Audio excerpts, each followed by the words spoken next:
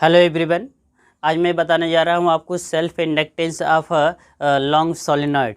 किसी भी सोलेनॉइड के लिए सेल्फ इंडक्टेंस का फार्मूला क्या हो सकता है वो ध्यान दीजिएगा।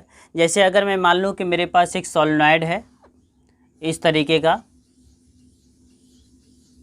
और इस सोलेनॉइड में मैंने इस प्रकार से सेल के थ्रू करंट का फ्लो कराया है और यहाँ पे मैंने रिएस्टोट अप्लाई कर दिया है ताकि करंट को यहाँ पे चेंज किया जा सके और इसके अंदर इंड्यूस्ड करंट क्रिएट हो जाएगा, मतलब सेल्फ इंडक्टेंस आ जाएगा।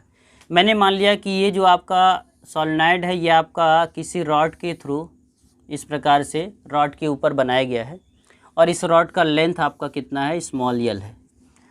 तो और ये भी मैं मान लेता हूँ कि इसमें जो नंबर ऑफ टर्न्स है, number of turns per unit length, ये मैंने सपोज कर लिया स्मॉल एन है। मतलब यूनिट लेंथ में टोटल नंबर ऑफ टर्न्स कितने हैं, स्मॉल एन। तो टोटल टर्न्स अगर निकालेंगे तो कितना आएगा, टोटल नंबर ऑफ टर्न्स अगर इसको निकाला जाए तो ये बोला जाएगा small N into small L, मतलब कैपिटल एन की वैल्यू एन इंटू एल के इक्वल आएगी। ये मान लीजिए टोटल नंबर ऑफ टर्न्स है। इसका जो क्रॉस सेक्शनल एरिया है, मान लिया मैंने क्रॉस सेक्शनल एरिया आपका कितना है, कैपिटल ए है। इसमें करंट का फ्लो कैपिटल आई हो रहा है। आपने पढ़ा हुआ है कि अगर हम सोलेनॉइड के लिए, लॉन्ग सोलेनॉइड के लिए मैग्नेटिक फील्ड निकालें तो मैग्नेटिक फील्ड क्या होता है, magnetic field of the solenoid हमने पढ़ा हुआ है। सोलेनॉइड का मैग्नेटिक फील्ड बी की वैल्यू होती है mu not into small N into I. ये मैग्नेटिक फील्ड का फार्मूला होता है। और जब मैग्नेटिक फील्ड हमें पता है तो इसका हम क्या निकाल सकते हैं, फ्लक्स निकाल सकते हैं। अगर फ्लक्स निकालेंगे तो हम क्या लिखेंगे, flux linked with each coil. हर एक कॉइल का अलग अलग पहले निकाल लेते हैं।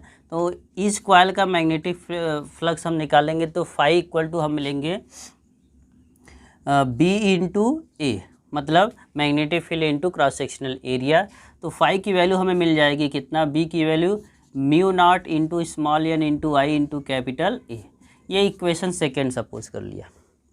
और सॉरी, यहाँ पे एक और हम ऐसा भी बना सकते हैं। अगर हम फाई की वैल्यू लिखना चाहें mu not into small N के प्लेस में हम ये रख सकते हैं।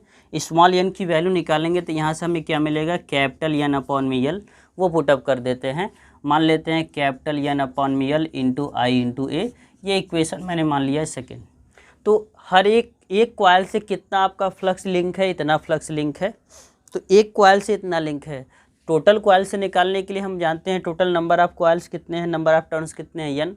तो एन का मल्टीप्लाई कर दिया जाएगा। तो हम लिखेंगे total flux linked with the coil with the solenoid, लिख दीजिए।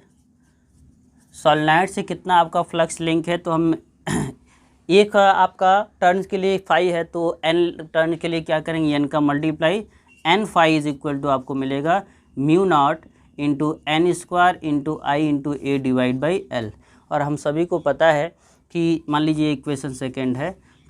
इस इक्वेशन सेकेंड में ही हम थोड़ा सा और आगे बढ़ जाते हैं। हम लिख सकते हैं इसको एन फाई अपॉन में इस आई को नीचे लेकर आ जाइए तो आपको मिलेगा mu not into N square into A divide by L. और देखिए फाई अपॉन आई क्या होता है, एल होता है, लेकिन इसमें टोटल नंबर टर्न्स एन है। तो टोटल फ्लक्स आपका कितना होगा, एन फाई अपॉन में कितना, एन फाई टोटल फ्लक्स हो जाएगा। और करंट का डिवाइड करेंगे तो ये क्या कहलाएगा, सेल्फ इंडक्टेंस। इसके हेल्प से इसके प्लेस पे हम क्या लिख सकते हैं, L equal to mu not into N square A upon में एल। यही आपका होता है सेल्फ इंडक्टेंस का फार्मूला। जैसे ऐसे समझ सकते हैं ये एल कैसे आया है। हम लोगों ने पढ़ा था कि फाई प्रोपोर्शनल टू क्या होता है, आई। लेकिन इसमें टोटल आपके नंबर ऑफ टर्न्स देखते हैं तो कितना है, तो नंबर ऑफ टर्न्स आपके कितने हैं, एन है। इसलिए हम कह सकते हैं एन फाई प्रोपोर्शनल टू आई। तो एन फाई प्रोपोर्शनल टू आई है तो प्रोपोर्शनल का सिंबल हटाएंगे तो एल आ जाएगा। तो एल की वैल्यू आएगी एन फाई अपॉन आई। इसलिए हम क्या किए हैं, एन फाई अपॉन आई के प्लेस पे क्या लिख दिए हैं, सेल्फ इंडक्टेंस एल। यही आपका फार्मूला होता है किसी भी लॉन्ग सोलेनॉइड के लिए। सेल्फ इंडक्टेंस एल की वैल्यू होती है mu not into N square A upon में एल। आप देख रहे हैं सेल्फ इंडक्टेंस किस पर डिपेंड कर रहा है, नंबर ऑफ टर्न्स पर। जितना ज़्यादा नंबर ऑफ टर्न्स रहेगा उतना ही ज़्यादा उसका सेल्फ इंडक्टेंस होगा।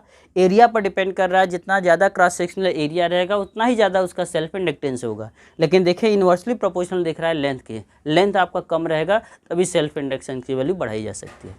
ये आपका हो गया कि self inductance of a long solenoid. Next day मैं आपको स्टार्ट करूंगा म्यूचुअल इंडक्टेंस और म्यूचुअल सोलेनॉइड के लिए किस प्रकार से म्यूचुअल इंडक्टेंस का फार्मूला लेंगे। Thank you.